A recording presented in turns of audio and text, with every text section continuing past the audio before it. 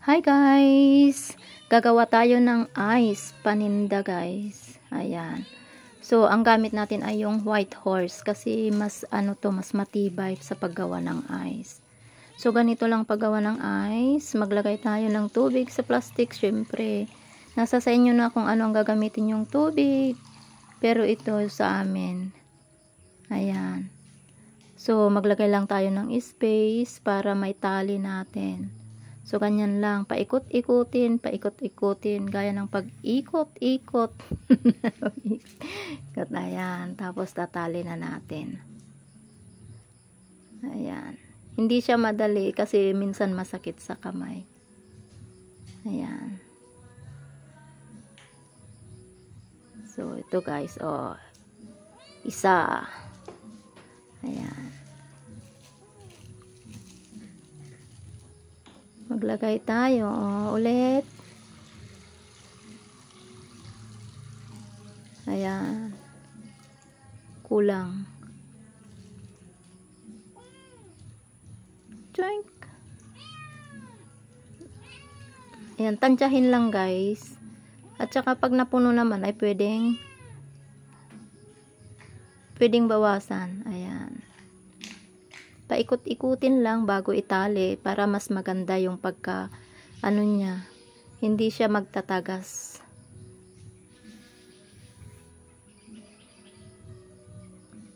Ayan. So, ganito ang buhay ng lola nyo dito sa probinsya.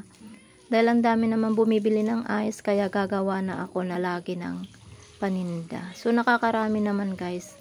Itong ice kahit mura lang, 5 pesos ang isa.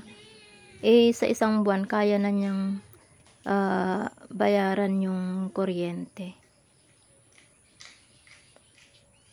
So, ganyan lang. Lagyan ng tubig, paikot-ikutin bago itali. So, yan siya guys. Diba ang linaw? Malinaw.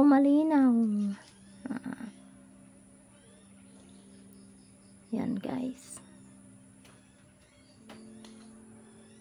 So, pag wala naman kayong ginagawa at ma-store kayo, may ref. Ayan. Pwede nang gagawa ng ice. Dahil sa sobrang init ng panahon, ang daming nangangailangan ng ice. Ang iba hindi nakakainom ng tubig na hindi malamig. So, kailangan gumawa ng ice.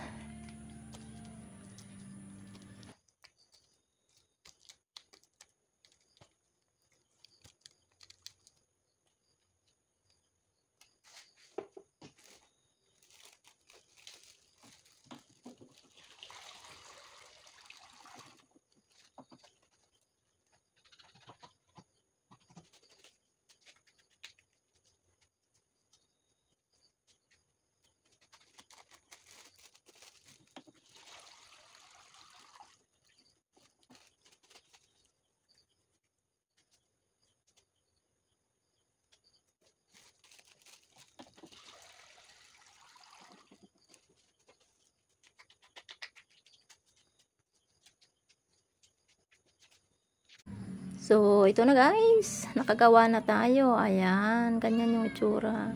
May kunting bubbles. May space. So, lalagay na natin sa ref. Ayan. Dito na tayo sa my store. Ayan guys, ang ref. Ito guys, nilalagyan ko na ng silupin o plastic para hindi siya didikit. Ayan. Madali siyang alisin pag dumikit kasi sa ref, lalo na sa gilid, hindi na makukuha yung ice. Ang hirap kunin. So, naglalagay ako ng plastic. So, ganyan, ihilera lang natin. Ayan. Ganyan lang yung paglagay, guys. Ayan. Kung napapansin nyo, nakataas yung parang, ba yon? May tusok. Yung sulok-sulok ng plastic para madaling alisin. So, ayan. Ice lang talagang nilalagay ko dito guys. Ayan, lagay tayo sa taas ng dalawa. Ayan. So, dito kailangan may space. Ayan, dito sa, lagay natin lahat. Ayan guys, dito kailangan may space. Ayan, dyan Yan. Para pag tumigas kasi, madaling alisin. Hindi siya didikit-dikit.